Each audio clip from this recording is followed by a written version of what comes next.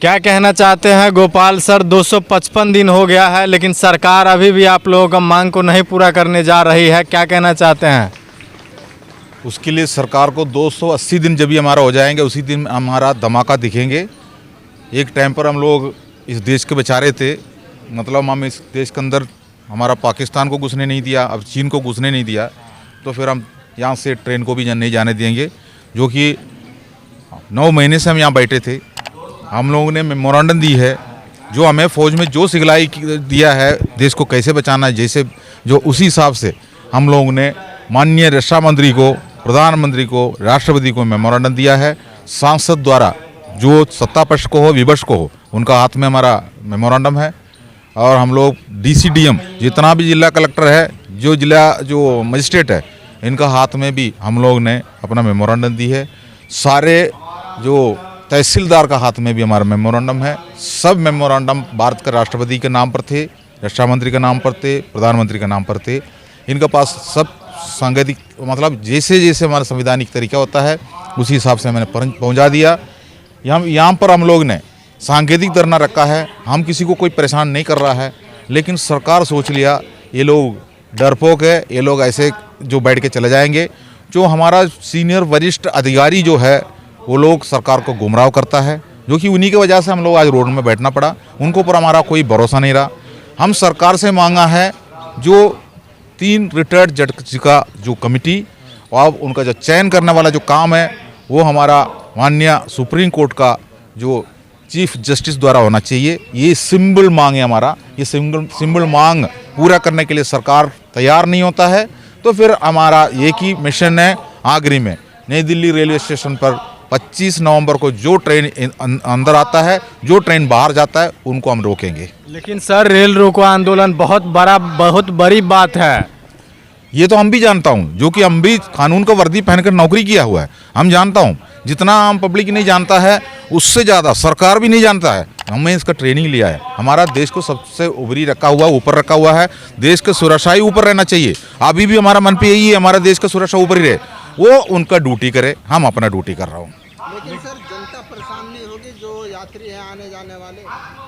देखो आने जाने वाला जो यात्री परेशान तो जरूर होंगे। जैसे हम भी ट्रेन में सफ़र कर रहा है तो इसी जैसा किसी जगह पर ट्रेन रुका जाता है तो हमको भी मन में टेंशन होता ही है।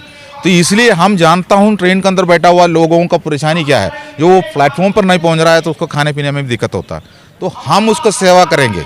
जहाँ रेल पटरी में हमारा 2-3 लाख पूर्व सैनिक रहेंगे वो उनका सेवा में रहेंगे। हम उससे हाथ जोड़ेंगे। उनका टैक्स पेयर से हमको पेंशन मिलता है, हमारा तनख्वाह मिलता है, सब हम जानता हूँ। हम ये सब चीज़ें नहीं बोल रहा हूँ। आम जनता को परेशान करना उचित नहीं है। हमने उनका सेवा करना चाहिए, लेकिन आम जनता से हम माफ़ी चाहता हूँ। हम मजबूर है। सरकार 9 महीने से हम लोगों को अनदेखी करके रोड में बिठाया हुआ है।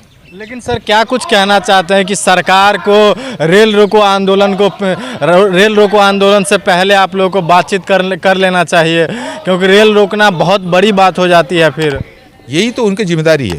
अगर सरकार चलाता है तो उनका काम है हमारा मेमोरेंडम के ऊपर। अगर हमने उसी के ऊपर पूरा पॉजिटिव नहीं मांग रहा है, हम कोई पैसा भी नहीं मांग रहा है। माननीय रक्षा मंत्री बोल रहा है 17,000 करोड़ दे दिया, तो हमारा बात अगर हमें दिया होने से हमें यहाँ बैठना थोड़ी है। तो लेकिन उसका विसंगति, उसके लिस्ट हमने दिया है, जो उसके जांच कमेटी का मांग किया है। जांच कमेटी सेना का अधिकारी नहीं चाहिए हमको। हम जुडिशरी कमेटी मांगा है। हमें हमारा अधिकारी के ऊपर विश्वास नहीं है, हमें जुडिशरी कमेटी के ऊपर विश्वास है। उसी के लिए हम इंतजार कर रहे हैं। लेकिन क्या लगता है सर आप लोगों को जो समर्थन है, क्या पूरे देश का सैनिक आप लोगों के साथ है? पूरा देश का सैनिक हमारे साथ में है। पूरा हर राज्य में हमारा मीटिंगें चल रहा है। यहाँ पर आपको कम स्ट्रेंथ दिखाई देंगे, 4-5 आदमी दिखाई देंगे। ये हम लोग नहीं, जनता मंडल टीम ने ही हमको बताया हुआ है।